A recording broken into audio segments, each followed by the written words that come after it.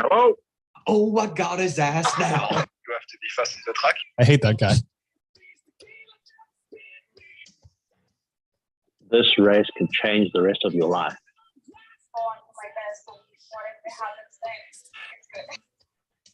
My butthole got stretched a little bit. And I got a tight little butt. I'm about to light this shit up.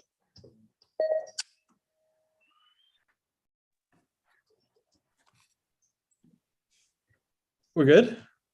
We good? We don't start dialing at 9:30 because our clients are already answering the phone. 3, 2, 1, let's fuck!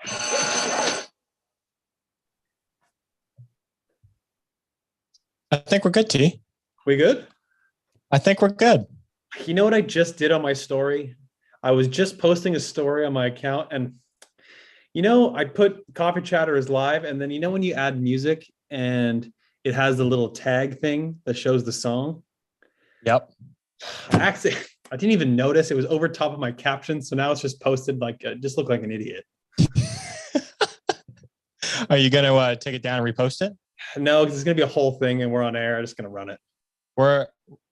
I play him a little bit of this, running late. Kind of obviously, the running late is completely on me, but this whole flusteredness so we're on my phone right now because I still don't have on YouTube. We're on my phone. I don't have a computer yet. So the live stream on YouTube is just going back and forth between me and you. It's not like the dual screen right now. And I don't know how to fix that on a phone. Oh, no. So, people listening on YouTube will still get the sound and everything just like a normal show. But visually, it's going to be going back and forth. I don't know if that's a little weird. What's the reason why? I'm on my phone right now, live streaming, versus normally I do it on my computer, which is broken. I don't have one right now. Dude, I gotta say, I'm watching. It might be better. We kind of just leave it. It doesn't look bad. All right, I like to hear that. That makes me feel good. I think it looks a bit more legit, to be honest. I think we run it. Let's all right. Let's make a poll. So, do you like the way the screen is now? Does that make sense? That makes sense.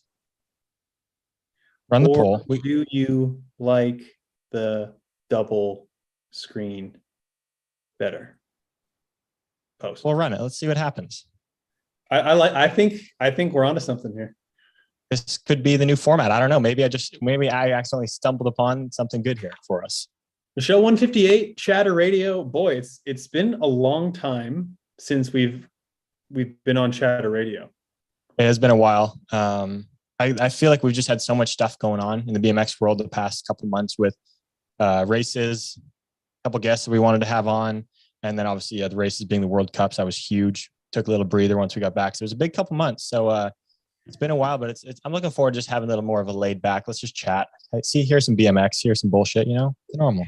Yeah, and I gotta say, I think a lot of people really liked the Rankerel podcast last week. I saw a bunch of people sharing it because I think a lot of people haven't heard from him and don't really know much of his story publicly. So I think people really like that one. That is cool that we're able to share that because we always had our issues or worries that maybe it would be tough to have a good interview, a good conversation with him in French. We didn't have any issues. It's fantastic. So yeah, it would have been a real short show if we had to speak French to the guy. That would be tough. You would have to taken the reins from that, and it still probably wouldn't have been awesome. My French is very minimal, and I don't feel comfortable publicly speaking it. No, that would be tough.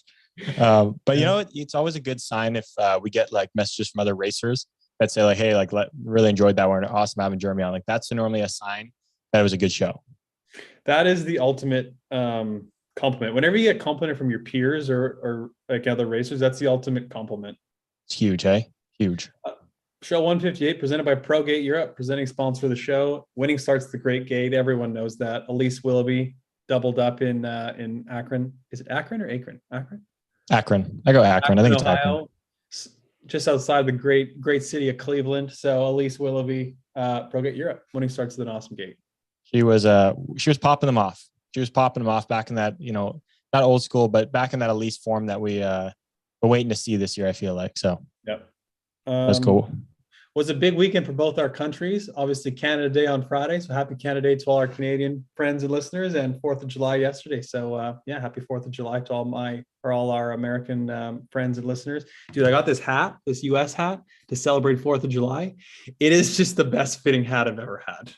It looks like it just formed. It's formed. Oh my God, it's unbelievable. It was $10 on Amazon. And I was like, okay, I wanted like a US hat. Yeah. And I was like, got to get it for 4th of July, obviously. So I got it on Prime, same day shipping or next day shipping. Phenomenal. Dude, $10. And it fits beautifully. I love this hat. I don't get how sometimes you just stumble across a hat like that. It just works. It works. It's nice to have a hat you get really excited to wear. You know what I mean? Oh, right. I feel you there. Like, yeah, men, we don't have much jewelry options. So, when you like, I feel like hat is like an accessory that you can, piece with other clothing. And so when you find a good hat, either a good logo, good fitting one, like you said, and it just works, you get excited. So I think 4th of July is my favorite holiday here in the US. It's fun because it's an outdoor holiday in the sense that like, obviously it's July and it's hot. And the overall vibe is just everyone's happy and stoked to be outside. You're barbecuing. It's a great day. That is fantastic, isn't it? I think like everybody just wants to have a backyard barbecue party. Yeah. So what's better than that? Went to the Willoughbys yesterday and Lauren was there and we just, hung out in the backyard. It was a nice day. Played some cornhole in the backyard. It was a good time. Did it feel different for you or I guess Laza too, for being, you guys are kind of getting into that USA life. You're fun. It's fun. Different. It's different when you live here, obviously, compared to like if you just come down and stay. Like it's different. It's cool. Yeah, it's really fun. That's cool. I feel me and Lauren both showed up with US hats on. Hell yeah. You gotta get into the culture and spirit. You got to. It's like people that live in Canada, you got to celebrate Canada. It's a party. Yeah, exactly. If we were in Holland, we'd celebrate King's Day. I guess you're in Ohio for Canada Day. I was, yeah. But a couple people realized, like Barry knew it was because his wife, are they married? Oh yeah. His girlfriend, she's Canadian. Yeah. Justin Wall, our boy Justin, was like, "Hey, happy Canada Day." He saw that, so it's cool. I feel the urge to when it's July 4th to also like at least share some like joy and say happy 4th of July, because we've spent so much time in the U.S. Team we ride for, we're all from the U.S. It's like it just feels like you need to do it. I know, it's almost because we've like raced in the US our whole life. It doesn't feel like we're from somewhere else until like a day like that comes. You know what I mean? Yeah. Because you basically you are living down there now. I mean, we've spent so many BMXers even from Canada have spent so much time down there. The amount of opportunities we've had to race down there at the USA Bmx series and stuff like that. It's like, you got to be appreciative. And this was the getting to like Akron. Was it the first year the Stars and Stripes National were not in South Park? Oh, good question. I didn't realize they called them the Stars and I always just go by the city, not the name of the national. So yeah. Forgot about that. It was always I don't want to say something dumb because I'm probably wrong, but it was usually in South Park. That's the common one. I think you're right. Yeah. So I'm sure they've probably had it at different places through the years, but you're right. Like one of the staples of Stars and Stripes being Pittsburgh. Yeah. The race looked kind of small, but it looked fun. It was. I called it just an old school classic ABA flat hill race, which I don't think has been on the circuit I haven't raced one on the circuit for a little while. So it was a lot of fun. I mean, it was different. The track was miniature. Turns were super tight. It was a lot of single file, but what was fun was the first straight was a grind. It was long enough that you could, didn't just have to be on the inside. You had to have a good pedal manual over the first jump. There was still fun aspects to it. And it kind of had that old school ABA. You need to be able to pull on the flat hill. It's fun. It looked very old school ABA, and I was all about it. The last turn was so small. Oh, this little step up into it was death trap. The backside was so steep. Oh my gosh. The backside on the one into the first turn and last turn both looked pretty tough. Yeah, they were really tight, really steep. We just got some feedback from the chat. Not double. Full screen is so much better. And someone else said, "Oh, it looks way too zoomish." We're getting a bit of everything. A little hit and miss. Or just people are gonna have to. Good thing this is mostly an audio podcast. Our viewers that we watch us, we're very excited about. Very happy to have you here. But it is majority of listeners. I gotta say, Palm, watching racing, you're pulling in Ohio. Thanks, pal. I appreciate that. I mean, we chatted a little bit after. It was I was looking forward to racing the flat hill. Didn't realize I would feel as off as I did, like I got tired really quick throughout the weekend being a flat hill. Haven't ridden a flat hill in a couple months, honestly. We just spent so much time in the Supercross that I guess I related it to you. I think you have had the same feeling that if you do gym and track in the same day, a lot of times you go to the track in the evening, you pop off a few rounds, they're fantastic, and then you feel like you get tired quick. Yeah. I had that same feeling on the track. I ended up getting a flat tire Thursday practice, so I missed some practice, tried to do a little extra Saturday morning or Friday morning before the race. And I think by the second, third round, I was tired and felt like I couldn't get my legs back throughout the weekend, but I was stoked to hear, still put in some fast laps. You said I was looking good. I'm happy to hear that. Thanks, Pop. It had some good starts. Yeah, I felt pretty good. It was no pro gate Europe, but it was a nice gate. Good sprint to the first jump. I mean, there was just nothing to be mad about there. One second here, Savvy. Take your time. To the upstairs. Yeah. That's fine. Smaller race, but still super high quality.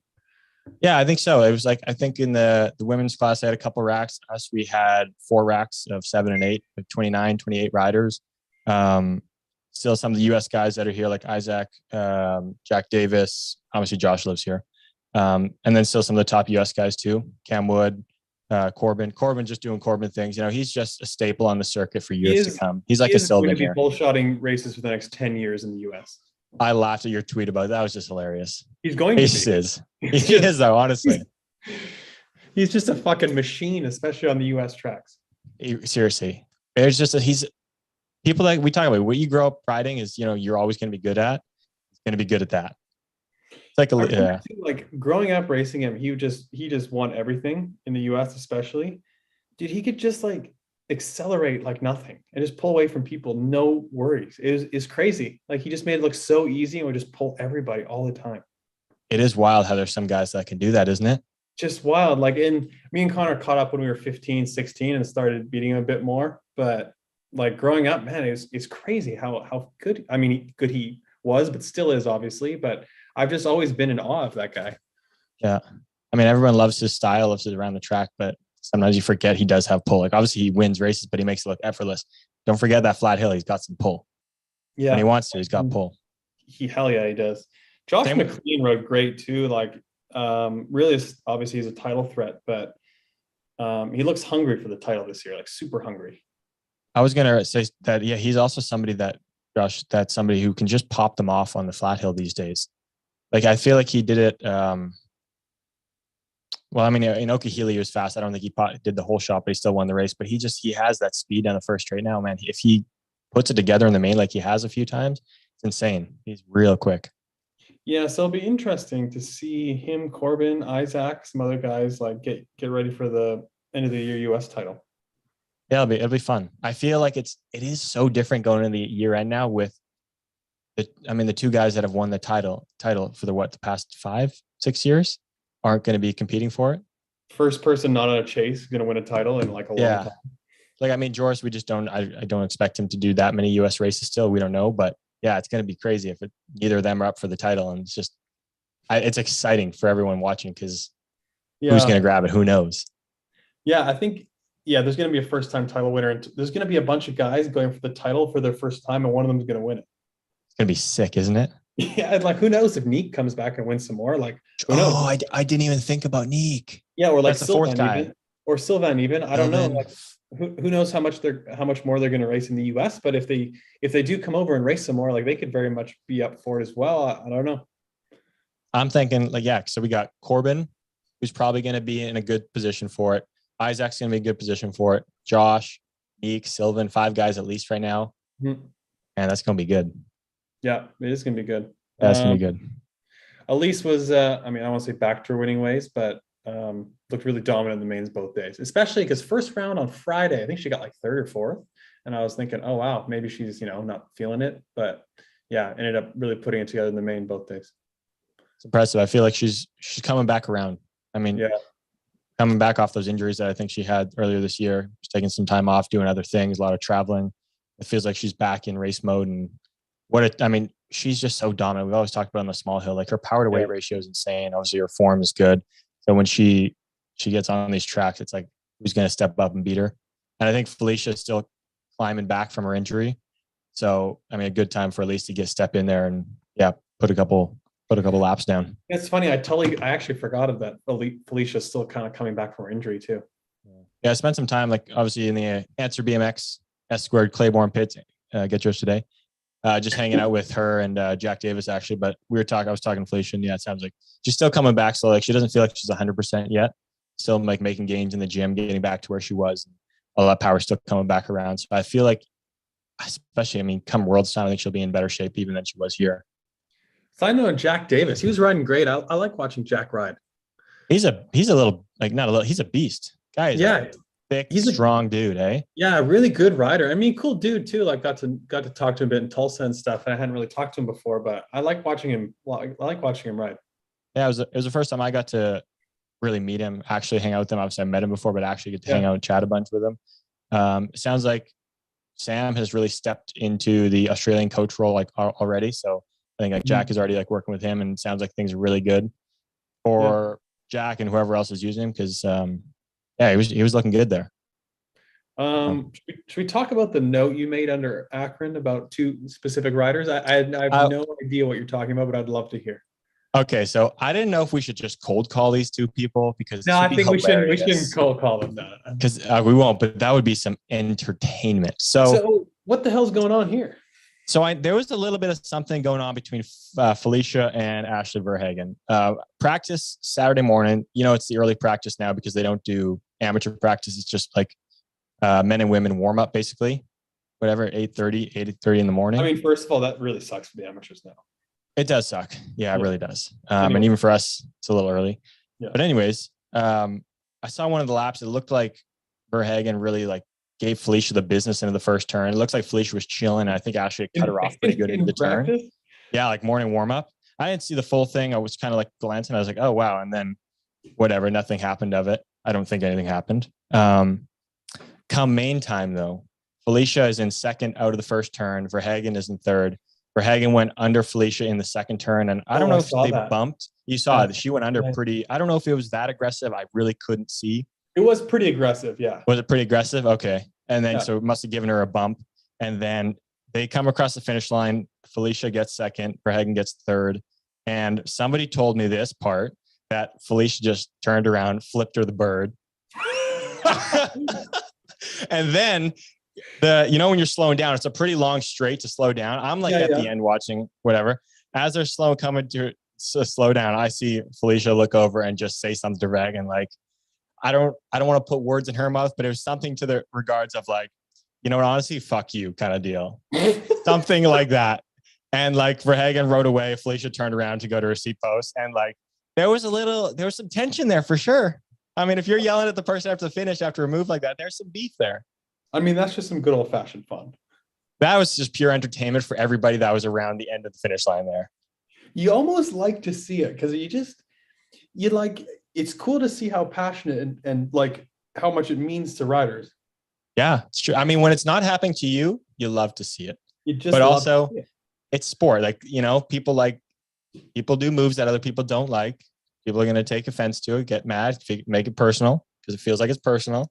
You're going to get mad. I'm a pretty... It's funny. Like, I don't know if it's because we're an individual sport or what, but it seems to be a big deal in BMX. But dude, like in hockey, when I was younger, it was just unbelievable. Every shift. In some games, like gotten pretty nasty. I've heard just horror stories of like people like, trash talking the hell out of each other. And like, I mean, I think in BMX too, the culture, like everyone's pretty friendly, and I don't know, like it seems to be a big deal when this stuff happens. But dude, like hockey, you would chirp people nonstop, and some of it was pretty savage. But like no one, like, I don't know, you just didn't really care because you're just one team against the other, and you just went for and did whatever you have to win, and you have to talk shit. You got to talk shit. But in BMX, for whatever reason, it's not really a thing overall. I don't really know why. I feel part of the reason is I feel like it's in the moment when you're playing with passion. So if you're on the track, you're riding with passion. The only time you have to really express it is like in that moment or right after. I mean, like you're not going to yell on the track. You're only going to yell like right after or say something. So unless you say something right there, it feels awkward if you go up to somebody later on, unless it was a really dick move. So like Felicia yelling at her in the moment of saying that, to me, that's just passion. Like I've been known to like, yell something probably premature because, if you're passionate about what you're doing, you care, you're going to get upset if something bad happened. So like when she did that, I was like, fucking right. It's like, step up, Felicia. If you didn't like the move, let her hear about it. And like, that's good. But yeah, we need more of that in our sport, don't we? I know. I guess that's a good point. It's like after the race, it's done. So like it'd be the equivalent to like after the game if you're walking to the dressing room, and I mean, it's kind of, you don't really at that point. Like, no, not really. Hey, I guess if you're like walking off right beside each other, though, you might. But you're right, because they don't, and it's after the game. You don't really say much. But yeah, you kind of like just chirp during the game, and you shake hands, then you're just done. It's whatever. That's what I kind of think our moment is like. Literally, by the time you cross the finish line until you get your long post in, you don't say anything to the person by then. It's like you're not going to say anything. Dude, some sports, like you see the guys in motocross, they'll literally be like screaming at each other and swearing at each other. I love it. Like, obviously, if you're involved, it's a little awkward. You don't like it, but as someone, when you're not in it, it's awesome. It's just entertainment. Yeah, or yeah, some sports they really go at it. Yeah, it's not, or like in F1 and stuff. Like if you see like old highlights of F1, they've really gone at it too. Those sports, I mean, especially, I think it's even more heated because you're going after each other for laps on end. BMX, you're lucky if you get 2 chances to go at somebody. Normally, it's just 1 chance.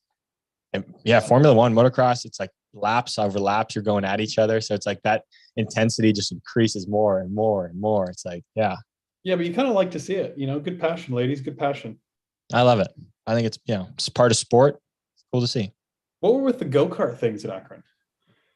So there's soapbox racing. I unfortunately didn't take part. I was staying a little further away, but it was like at the track behind, there's this like soapbox derby thing. And it's part of like the city there. They do it every year, I think, or like a festival thing. Anyways, so it was a big soapbox race, I guess, Thursday evening that all the pros were able to get into. And they have like these soapboxes that are like on hand. So everybody can just hops in one, basically. Yeah. I don't know what more it is. Yeah. Kind of reminded me of Zolder, seeing the racetrack right beside the track. Kind of like it's not in a circuit, but it is kind of in a park, which with like a, yeah, there's like kind of reminded me of it. Yeah. There's an airplane strip. What do you call that? Just a strip put up. Yeah. Literally like right beside the track. A runway? It was thank you. A runway. That's what I was looking for. Yeah, okay. Landing strip. Yeah, that was bad. So there's this huge ass building. I guess a blimp used to go in that now it's used for it's got like weather inside. I was asking this later. There's this huge building beside the track. And they like, I don't want to get this wrong, but they do stuff with like drones and other things of flying things. And they can create weather inside of this big ass building dome thing. Pretty wild. And create weather in it? Yeah. I mean, she said that, not me. She's like, yeah, they can create their own little weather stuff to, practice flying these drones and other things through the different conditions or something. I really hope I'm getting this right. Imagine if we just had a BMX track where you just come inside and you could just change the weather. Oh my God. Make it windy make it windy as fuck. We're just going to make it windy and have to go on a delay.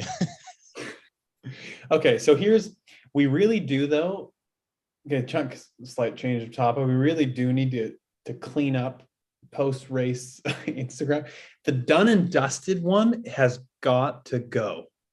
It's not good, is it? Oh my God. I want to rip my eyes out when I read it. Stop saying done and dusted and then just do the most cliche, like put a little effort into the post. Let them hear it, T. It's fucking terrible. You want to know what's tough? So, I agree. This is terrible. When you're in it, when you're the rider trying to make a post after, you don't realize sometimes how boring or cliche or ridiculous that, that post is. You need to let us know right now. Like, let us hear it again. Because you're somebody that was in it that's now on the outside seeing these posts. It's awful. Like, I kind of like reading like the captions if there's some genuine thought put into it, because it's interesting to see people race and they might not be happy or they might be happy, whatever. God, you got to stop saying done and dusted, please. You hear it? Just stop. It needs to go. It's got to go. You know what? A teacher gave our class some good advice. I want to say this is like grade in high school. I want to say like grade 10 English or grade 11 English. Basically, when you're, and this concept applies to social media. So when you get given an assignment and you can do what you want, the first thing that comes to your mind is generally what the entire class thinks originally. The second thing that comes to mind, maybe half the class thinks of it. The third thing, a few. And the fourth idea you think of is probably genuine. It's probably like authentic. So generally, if you think of making an Instagram post and you go with the first thing you think of, it's probably the first thing everyone thinks of, hence it being boring and what everyone posts. So the first thing that comes in, okay, let's caption this done and dusted. Your competitors and the competitor's mom, everyone thinks of that as the first line of the caption. So you know what? Like wait till the second or maybe third, or if you're feeling frisky, go with the fourth thing you think of. Makes a lot of sense. I mean, Yep. yeah, it makes a lot of sense. Never really thought about it, but yeah, you want to put a little thought into it. It's like when you're writing an essay or something, the first thing you think of, you build on that. Normally you write down the first, initial thoughts, and then you build upon that and make it better and better. Maybe we need to, as BMX community, a lot of us need to start doing that. And I don't want to like blow someone out because I really don't care, but it's like, and I've done cliche stuff too, but come on, people, no more done and dusted, please. We got to be a little more self-aware. There's self-aware of like knowing it's cliche and doing it as a joke. And then there's like doing it just completely, seriousness and then not even realizing it. That's the bad ones. Yeah. I think we've all done the joking ones. I'm pretty good for just, I don't know. You ever wonder sometimes if you're self-aware? Like, I feel like I'm pretty self-aware. Like I'll make some pretty ridiculous posts, but a lot of times like they're sarcastic and some people probably don't realize they are, but they are. It's the thing with sarcasm in post. It is just truly remarkable how many people don't understand sarcasm or like don't get sarcasm. Because I think it's very much a North American thing. Like, especially it's not as much of, I don't think sarcasm is really a European thing, especially when English is second language. They don't really, like a lot of people wouldn't understand it. It's definitely got to be tough if you're translating languages inside your head. If it's your second language, how could you possibly know unless you're like completely fluent in it? Yeah, you wouldn't. You honestly wouldn't. No, and I think it's more North American thing. So I think with sarcasm, like it's so common for us, but I think a lot of people wouldn't get it. Yeah, fair. And I saw you made your post here about, or made the note here about, where is it? Hit me with which one? I just lost it. Oh, I got a bunch of random ones. People that post stay tuned. Oh yeah. Also very cliche. I think the build up to something cool is fun, but like the stay tuned, what really needs to go, and we've talked about this before, is when you get like something from a sponsor and you post Christmas came early. That one's gotta go. We cannot be doing that one. Oh my God. It's like, dude, it's literally May. It's like, no, Christmas didn't come early. Like your sponsor is awesome to you and you should thank them. Christmas though did not come early. If it's May and you say you get a new frame, you say Christmas came early, just you gotta lock it up right then and there. Lock it up. Stop. Especially, it's like that's not Christmas. Christmas people give you gifts, just because you're a nice person and exchange gifts. Your bike company sponsor is giving you a gift because you're promoting them well. Yeah. And the thing is, again, the first thing you think of, everyone thinks of. True. And I think what a problem is everyone sees like pros posting this stuff. And so people coming up or like younger amateurs thinks that's like what you got to do. And obviously they'll do anything the pros do, which is normal. We all look up to people. And so then they'll post, it's just a cycle. I got to think also, when we're talking about foreigners that maybe don't know English and they're trying to write a post in English and all they see is English people doing this and they're going to do it too. So you're right. It just snowballs more and more. Yeah, it just snowballs. It's a cycle. It's circular. We got to lock it up, people. We got to lock it up. No more of that. Lock it up. What about the ones where some people are on a flight and they like post a little airplane and like, guess where I'm going? It's like, I don't want to guess where you're going personally. I don't mind that. I think it's a little bit interesting, but it is cliche too. Okay. That's fair. Some people might like to be like, oh, I wonder where this person's going. Let's make a guess and then find out in a day. Yeah. And the thing is, that's like, fair. If one of our friends posted, chances are we know where they're going, so we don't give a shit. But 99.9% of people following Saya might think it's really cool and be like, oh, where's Saya going? Even though like we might not care. And that's just an example. Yeah. That's a good point. Because sometimes if I see that too, I just ask the person. If I see it and it's like a friend I follow on Instagram, normally I'm just like, so where are you going? Yeah, exactly. Yeah. So dude, where are you going, bro? Where are you going?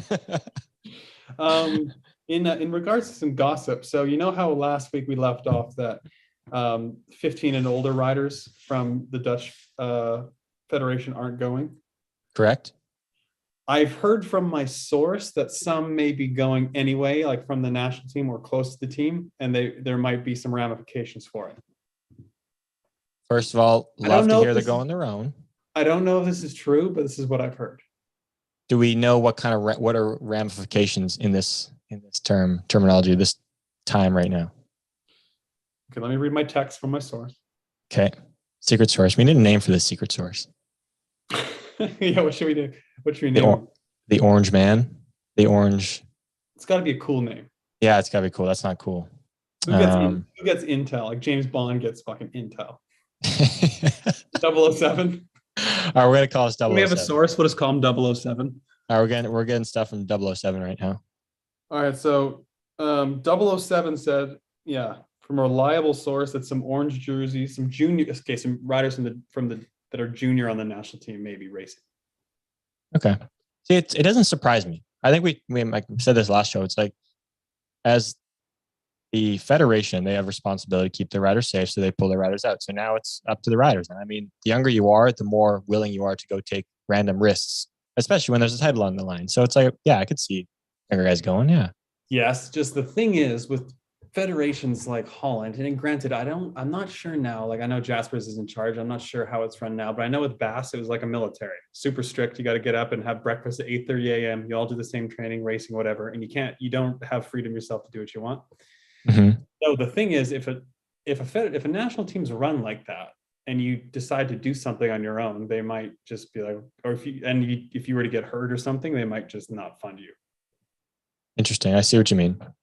They might just be like, yeah, okay, we're not paying you or whatever. I don't know. Like, I don't know, but that's a risk probably. Yeah, it's a good point, I guess. I would hope that they wouldn't be like, well, we're not going to fund you anymore, because it's not like you're going out of the way. You're not going out of the way to hurt yourself. You're not going out of the way to harm anybody or even make yourself worse for future events. You're just going there because you want to race for a title. Right. No, I agree. Yeah. I agree. Yeah. But who knows? I see where you're coming from, though. This could all be just speculation, but yeah. It'll be interesting to see. Is it bad me to ask, but are they this coming weekend? They're next weekend, right? This coming weekend, yeah. Oh, this weekend. Wow. This weekend. That's exciting. I didn't realize. So we can preview show a little bit. Yeah. How are we feeling? Who are we thinking?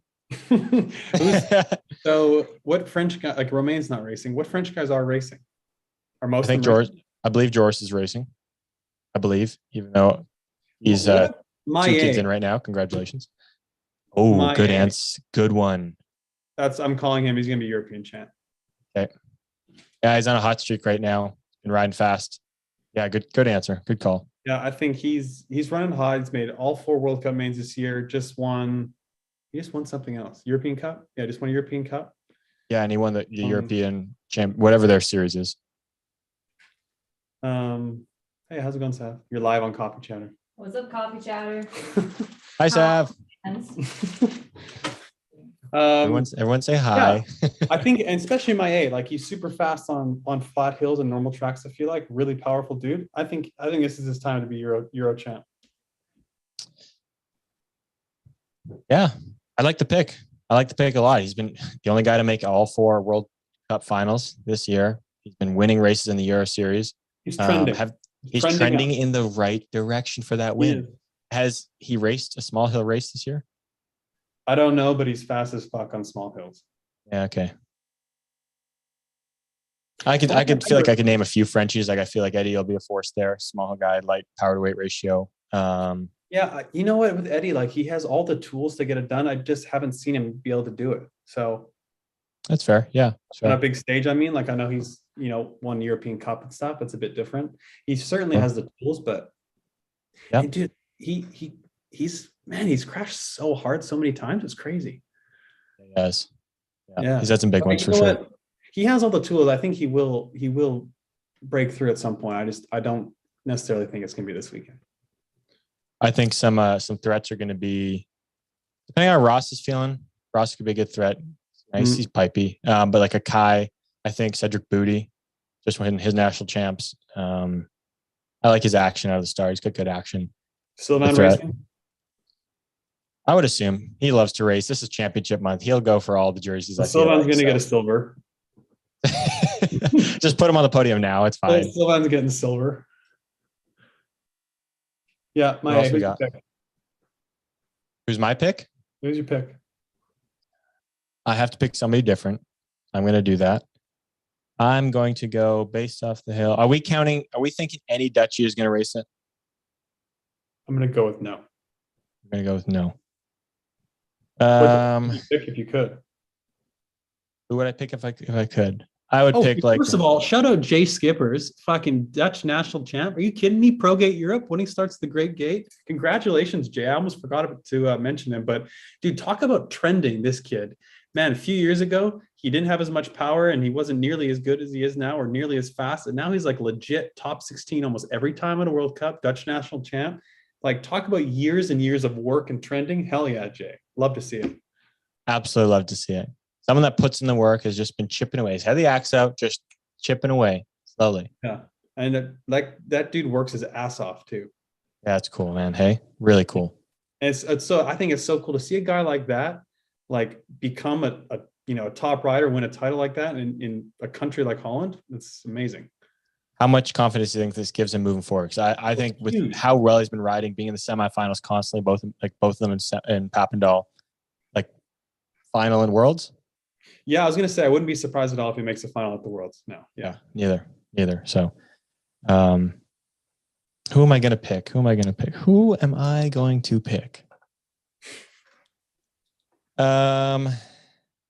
Give me a countdown. I got to pick somebody. I can't pick him. You can pick my A if you want. You could share. No. No. I like his action there. I'm going Sylvan. Fuck it. You guys in the chat, who do you think is going to win the European champs? Let's hear it. Women's European champs will be interesting. I don't know if we'll be seeing Laura do it. Haven't talked to her if she's racing that one, but if Zoe's racing it. Oh, Simon. I don't know how Simon's doing. I don't know if he's racing it or Neek. Is Neek racing it? I don't know if he's. Simon's quads racing it. Yeah, I don't know. So wow, so they and the French guys have a hell of a schedule because they go European champs next week and French champs. I think weekend off and then Worlds. Yep. Talk about a fucking sked right there. What a month for them. God, what a 3 weeks that is. Holy smokes, hey. No I kidding. love it. Yeah, that's dope. Really Yeah. dope. And it's funny, like for you people that listened to Jeremy last weekend on the podcast, talk about how big French national champs is in the. Is that your guy? That's my pick. Okay. I mean, it's a great pick. Yeah, it's my pick. There we go. There it is, Jeremy. Yeah, it's a great pick. But yeah, it'll be interesting. Yeah, it'll be fun to watch. Women's pick. Who are you taking? I don't think Laura's probably not racing, right? I'm gonna guess Laura's not. I'm gonna bank on that. GB's going. I'm gonna bank on them going. I'm just gonna say yeah, they're going. I bet Zoe wins. You got Zoe? Zoe, yeah. Double back. She'll go double up. Okay, Yeah. if you got Zoe, I'll take Beth. I'll take Bethany. Yeah, Gotta take someone different. Make it fun. Two good Yeah. picks. Two great picks right there. that would have been my other pick. But yeah, I got a feeling about Zoe trending. Trending well. She's already won it once. She knows how to do it again. Just a quiet assassin. Right? Yeah. I haven't received a text back from Liam yet. It's been weeks. Still waiting on that, hey? Yep, still waiting. Liam, if you're listening, still waiting. What did you text him again? I think I just texted him like, haven't talked to him in a while. Like, just like, hey, how's it going? Like, what's up? How are things going? Blah, blah, blah. How's the fam? Nothing. Can't get anything back, hey? So he doesn't have my new number. So like I said, I WhatsApped him and said it's me, but I don't know if he got it. Cause like last year when I got my new number, I texted a few people and like Laura and some other people, they didn't get that message I sent them. Cause Sylvan had texted me like, or messaged me on Instagram, was like, yo, are you getting my text? Cause I don't know why he didn't get my WhatsApp. Maybe I don't know. Maybe if they don't have the number saved, they don't get it. I don't know. Because normally with WhatsApp, it still comes into your phone and it pops up as the person's picture and everything. Yeah. Weird. When did you send the message? Because Liam also did get married after Papendal. I don't give a shit what Liam did after Papendal. I want my message back. A respectful person messaged you back. You got to do it. I don't give a shit if he got married. I want the text back. Yeah, congrats. And to that's LP. not hard to do. It takes 1 minute. By the way, yeah, congrats to LP on the wedding. What's funny? I guess I knew he wasn't married, but I always kind of just thought he was because they obviously had a kid and everything and live together. So When people are together for so long, you just start to consider them married, I feel like. yeah, but like congrats to Liam and the fam. Yeah. Liam and it's Jess, right? Yeah, Jess. Yes. Yeah. I haven't met her, but yes, that's her name. Congrats to Liam and Jess. It's awesome. Happy to see it. So yeah, if you've flown into an airport, in other words, have you been to that place? It's a good question. Hey, so like if you've flown from here, you connected through Amsterdam, but you were flying to London. Say you've never been to Holland before this, but you went into Amsterdam, connected through. Do you consider yourself, have you been to Holland? Have you been there? I think if you've flown to Amsterdam and then 2 hours later flown to London Heathrow and you've never stepped out of the airport and someone asks you, have you been to Amsterdam or Holland? You said, yeah, it's a great country. Yeah, I've totally been there. I think you are a fucking psychopath if that's how you answer. It's a complete, like, there's no chance you could say you've been to the place if you haven't been outside the airport. I think you're a complete lunatic and people shouldn't trust you with anything. You're not a trustworthy person at that point. No, you're a psycho if you say you've been there. You just can't do that. And I don't think you could literally have been to the place because technically you're in the airport. You haven't gone through, like, I don't know where customs are, where the customs border agency, wherever you want to call it, is, but technically you haven't been outside of the lines of the airport. That's like, once you're in the airport, you're in the airport. You're in no man's land, kind of. What's the movie where the guy lives inside the airport? Oh, The Terminal. Terminal. Yeah. What a film that is. That's a great film. I love it. He's from Krakosia. Is that where he's from? Krakosia. Krakosia.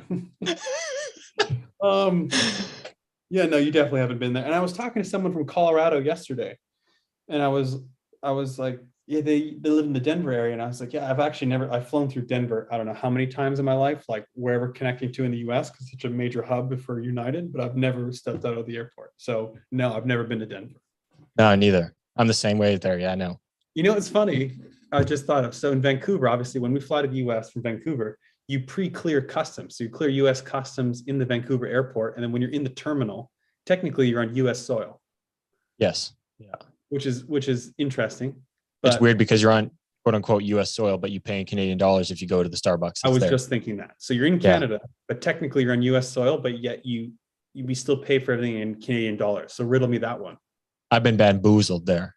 It makes no sense to still pay in Canadian dollars when you're in the US. Yeah, it's like, what's the point? Like, I don't get it.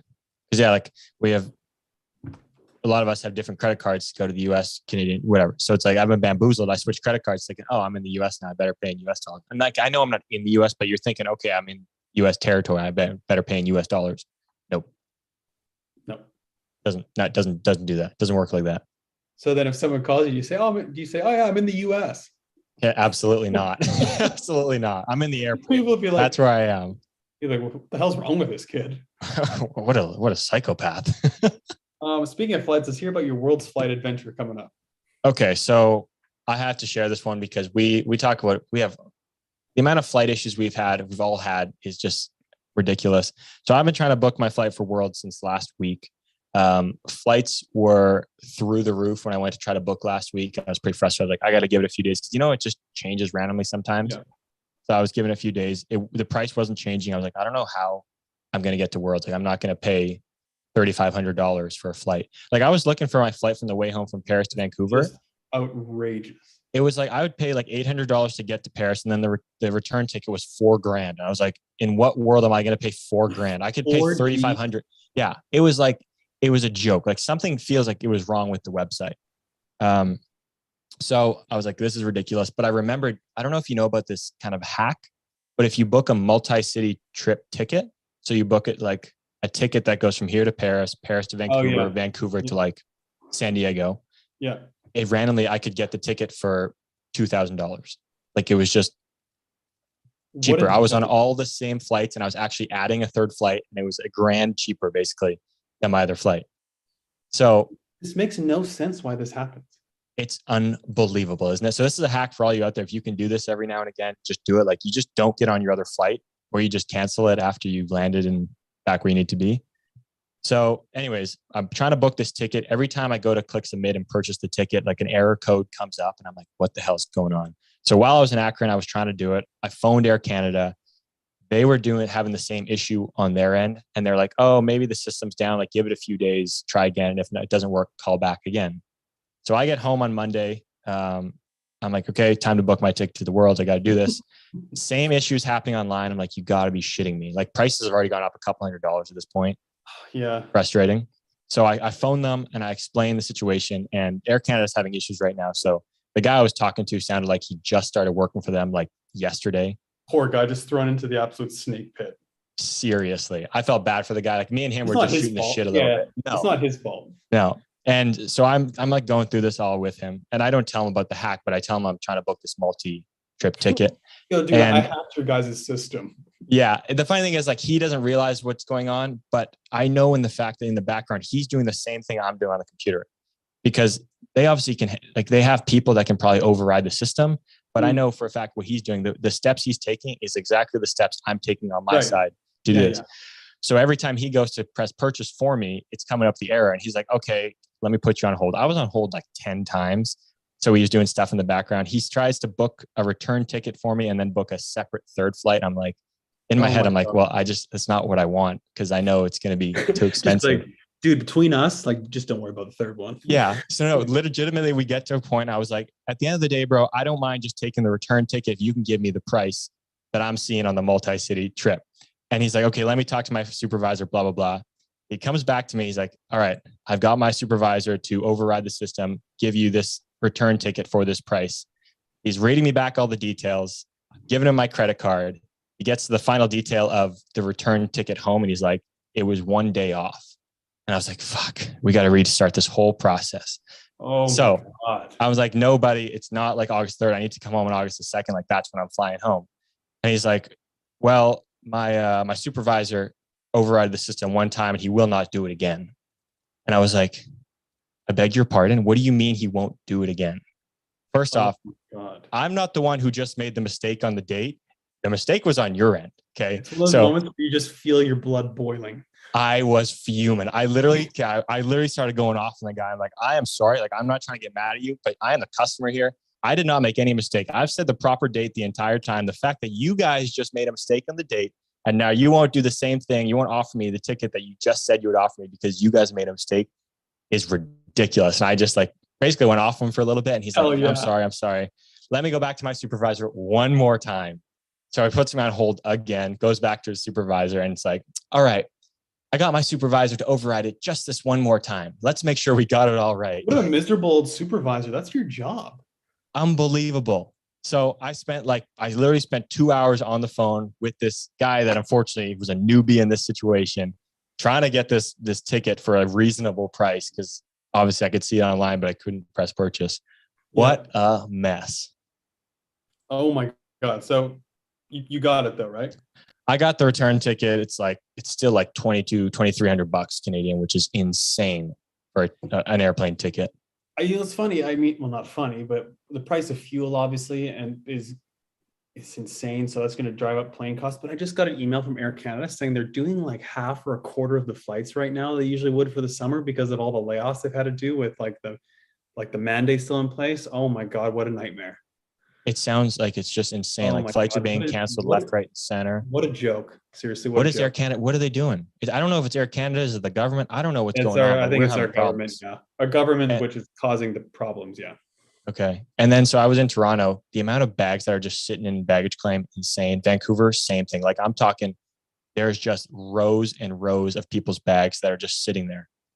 I don't know who's. What a circus. Yeah. You imagine being one of the few people like working for Air Canada.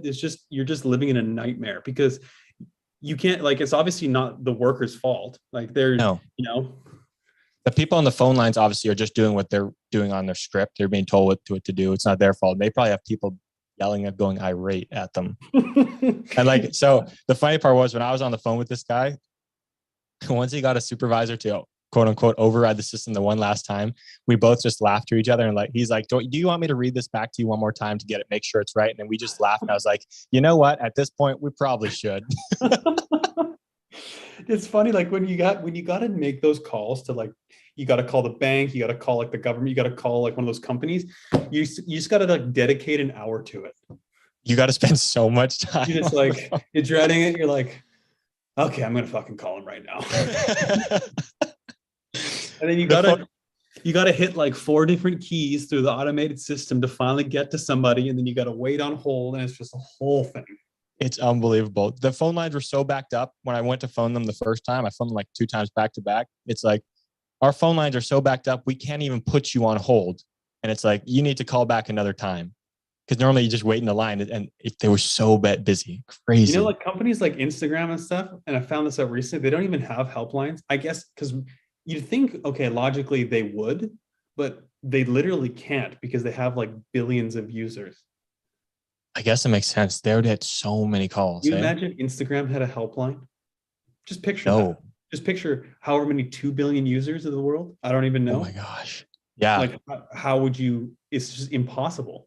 Like, I don't really know what they would phone about, but there's obviously something like their login, their password, that kind of stuff. Yeah. So like if you're having issues with login, you think about how many people have issues with that would be calling Instagram. That'd be crazy. Absolutely crazy. There's no helpline for those social media companies because there can't be. Makes sense. Didn't think about it till now, but it makes a lot of sense. Yeah. So there's that. Crazy. Yeah. So good on you, pal. I'm glad you got through that nightmare. Oh, about time. Thanks. It was it's in the background now. We're moving past it. We're all good. Yeah. Quick social media check-in on our Coffee Chatter Instagram. One of the posts was how many coffees you had on race day, counting up. One of the guys on the in the comments there, I don't want to open up my phone to see it right now, but was commenting about how he used to drink 12 coffees a day and he's cut it back to 2, and his sleep's been much better. I was thinking about this. 12 coffees a day, is that possible? is that possible? You know Sebastian Kartsford, Norwegian coach? Yep. He's a heavy coffee drinker. Like we're talking 8 cups a day. Like that's a hefty amount. Yeah. So Sebastian, if you're listening to Chatter, which I think you may be, message us and tell us how many coffees you have a day. Because I remember we were talking before. He has like, I think around 8, which I'd be fucking dead. Like that's so much. Try to do the math on that. I'm a 2 a day guy. Like, yeah, that's fair. 2 to 3. Excuse me. Like I used to be morning and afternoon, but now I'm a morning and mid morning. So I'll have one like say between 7 and 8 in the morning. Then I'll have one around 11. I like that. I like to draw them in the morning. I'm 2 to 3 because 1 or 2 in the morning, 1 in the afternoon. Yeah. I was trying to do the math though with 12. How many hours do you think you're up a day? 15 hours, maybe? Maybe 15? Give or take, maybe 14. Say you wake up at 8, 40. Go to bed at 10. So say 14, 15 hours, maybe? 14, 15. For a lot of people, it might be 17, 18 hours they're up when they work a busy schedule. But I was working off, the 15. So let's say by 7 p.m. you stop drinking coffees. So you're down to 12 hours a day of, time you're awake. You're drinking a coffee an hour.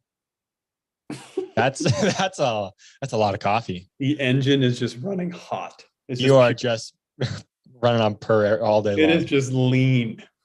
Do we think we're drinking? We're not drinking like espresso shots, a single espresso shot every hour. I mean, that wouldn't be as much. I feel like. I want to say the average cup of coffee has like around 100 milligrams, give or take, depending on how strong you make it. Probably average. Oh. That's heavy. That's heavy. That's heavy. That's heavy. Like my cup of coffee, I consider is 2 shots of espresso. So I basically have 4 shots of espresso a day. I consider a double shot 1 coffee though. Do you consider the same? Yeah. Absolutely. Yeah. 1 shot, I feel like is not really it's not a full coffee. 2 shots is a full coffee. Yeah. If you're having a single, like I've had a singles in the past, I feel like I'm just being soft and I'm just doing it because I want the taste. I don't actually need a coffee. Yeah. Have you ever gotten a shot in the dark from Starbucks? Oh, absolutely. That's some gas. Yeah, that is some gas. You want to know my Saturday morning Starbucks order? Why? So I wanted. Is that before your big track session at Abbotsford every Saturday? No. This was before the race in Akron. I'm a home guy when I'm here. I wanted like a latte, even though it's weird to have on a race morning, but I wanted a little bit more something because I had a half an hour drive to the track. I wanted to sip on something. So I got a latte.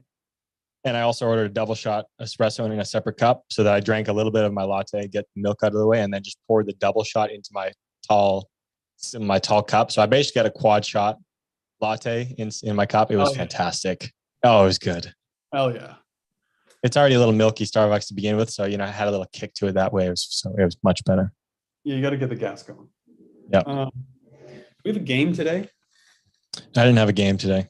I did want to ask you about how Yellowstone's going. Oh, Yellowstone. Yeah. Holy shit. What a show. Do you watch it?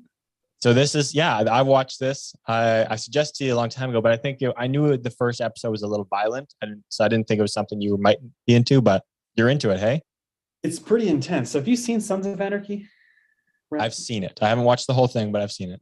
It reminds me of that, not like the setting of it, but just like kind of how they do it. It is similar to Sons of Anarchy when people just get killed and stuff happens every show. But what an intense show it is. But that's a good show. Like so much shady stuff going on and just whatever. I'm into it now. I'm like 5 episodes in. Just watched them before this for a podcast. I was watching SWAT, and SWAT's a really good show. I like it, but on Hulu, they only had the first 3 seasons. So I think there's 5 now, but the 4th and 5th haven't come to Hulu yet. So I haven't. Okay. Unfortunately, I went to turn on one day. I was super excited to watch my show, and they didn't have it. And I was like, "Are you kidding me?" You know how disappointing that is? You go to watch your show, you're like, "Oh, I'm going to watch my show. I'm going to sit on the couch. It's going to be awesome." And then you just go there and you just can't watch it. You're like, what the fuck's going on? Yeah, seriously. So what the hell is this all about? We're into Yellowstone now. I like it. It's good. I'm glad you're into it. I'm glad you're liking it. It's a good show. Well, top tier. I like shows where they show like a nice landscape in the background. That's huge. The setting, the scenery there, that's huge. It reminds me a lot of Kamloops, Montana. Oh yeah, that's a good point. A little, I'd say more trees, but yeah, really similar. Yeah, it reminds me a lot of like the rolling hills, like desert kind of setting of Kamloops. Yeah. Yeah, that's good. Yeah, I'd put that in my top 5 shows, Netflix shows. It's pretty good. Yeah, it's good. We got anything else today? What else is new? What else have you been doing? Yeah, not much. Not much. You want to check the quick shots? Oh, quick shots. Yeah. Do you want to do that? Because I'm on my phone. I don't know if this not going to stop streaming live on YouTube if I went there. So just you have a quick look-see. Quick shots. I want to call out the YouTube subscribers while you do that. We're at 955 YouTube subscribers. We haven't been on our Chatter Radio lives in a while. So hopefully, this starts, bumping the numbers back up. We're almost to that 1K mark. So Jeffrey, Jeff, if you're listening, Jeff, you might be listening in your car right now. I don't know if maybe your family's listening. Maybe it's just you. Maybe you need a little time away. You're going driving to the track. Maybe you're just driving to work. I don't know. But I know for a fact that if you're on your phone right now, you can get that YouTube app and you can subscribe. So go hit that subscribe button. Sally, like one of our female listeners, Sally, you got to go subscribe. You probably haven't. I think Sally hasn't listened to a live show, but it doesn't stop you from going to YouTube and just subscribing for to support. Doesn't. It's not that difficult. Costs you nothing. Quickly, obviously, I just forgot about this, but let's give a shout out to our man Justin Wall, Jay Wall. He got engaged. I saw that. Oh, we should have put that at the top of the show, but yeah, congrats to Jay Wall and the engagement. He's our kind of USA Bmx correspondent. I mean, we talked to Chris Luna a bunch too, but I feel like Jay Wall he's in the chat sometimes too, sending us pictures, messages, all this stuff. So two of our guys right there, Jay Wall and Chris Luna, 2 of our guys. Yeah. All right, quick shots. First one from Mason Hayes 91. How the heck did Nolan save that on Sunday? Did you see that fucking almost died Nolan Caldwell? That was a video on Chatter, right? Oh my goodness gracious. That was gnarly. Just rides out of the first turn like nothing happened. Just casual. Yep, keep her going. Holy shit. That's so scary. That was wild. That was a wild ride right there. From Sam Torrance, person you are most looking forward to watching at Worlds that isn't elite. Oh, good question. Great question. I didn't really think about that one. Cedric Cade. Oh yeah, good one. Yeah. If you want to, I'll stay on the USA train. Female. Ava Corley. Yeah, honestly, those are the 2 I was thinking of. Just because they're both studs in the US, and I want to see them both do well at the Worlds. Yeah, I just feel like they're 2 people that are top of their class. They're looking for a dub. Yeah, agreed. When somebody's looking for a dub, it's exciting to watch. Yep. From Dill Vancher, one word to describe Akron's track. Interesting. Tiny. Everything was tiny. Sorry, go ahead. I was going to say, it was kind of funny that after the first turn, you take like 1 or 2 pedals out, hit that tiny little pro set, which not really, I don't know. It's not a pro set. Oh my God. Miniature, right? Did you see my guy Cam Moore overshoot behind you in the second round on? Oh my gosh. Oh my goodness, fucking gracious! Talk about a That- save. His bars fell on his lap too, and he cut off. I can't remember who it was, but he cut off the dude in the next turn too. Oh, that was He hilarious. cut the guy off. The guy ate shit, and then there was another crash behind in that lap as well. Just absolute chaos. Chaos. But after that first turn, you take maybe 1 or 2 pedals out, and then you go down that straight. You don't pedal. You take the 90. You don't have to pedal. You take the 90. You maybe take a pedal out. There's so much coasting to the last straight. It's pretty funny. From Are the Beers Cold 34, best Instagram name in the game. Where will the World Cups be next year, and why will 2 be in Australia? So he's trying to bank on them being 2 in Australia. Do you think there will be 2 in Australia? I think there's got to be at least 1. They probably want to go back, but I don't know where they're going to do 2. Wouldn't they go back to Shepparton? Yeah, I feel like they'd go to Shepparton or they'd go to Bathurst. No, not Bathurst. Brisbane. Yeah, go. Yeah. Yeah, maybe they go there. And Maybe they go to New Zealand if they want to go somewhere. Is there going to be a World Cup in Uzbekistan? I bet you they want one. They probably have the money for it. They built the track there, so yeah. Do we have any idea where they're going to be next year besides Papendal? No. Hmm. No. So if we go to Uzbekistan, I'm gonna ask the Olympic Committee of Uzbekistan to find the person that took my bike so I can have a chat with him. Even though I have my bike back. It's from Uzbekistan. Yeah, it's from Uzbekistan. I have my bike, obviously. We got it back long. I need to sit there and have a chat face to face and just tell him, hey, that wasn't nice. That was a laugh out loud funny story that you just got. That was all time funny moment. The fact I could care, yeah. That is unbelievable, really. Yeah. From Eli Shaw, did Akron, Ohio make for a better Stars and Stripes national than the infamous South Park, PA? Good question. I'm thinking no. Yeah, I gotta say no. I think Pittsburgh has a good first straight as well. I don't like that nowadays it's very small and downhill. It used to be iconic, and because it's iconic, it still just seems more special. So South Park has history, so it's just cool. Yeah, exactly. Whenever something has history, like the PGA Tour has history. Live Golf doesn't have history. When something has history, it's cool. Just get into a big golf debate now about Live Golf. Ariel's gonna shut it off if we do that. We can't do that. All right, folks. When he starts the Great Gate, Pro Gate Europe, Elise Willoughby, hell of a starter on a Pro Gate Europe. Jay Skippers, Dutch national champ on a Pro Gate Europe. Are you kidding me? Round of applause. And where's the button?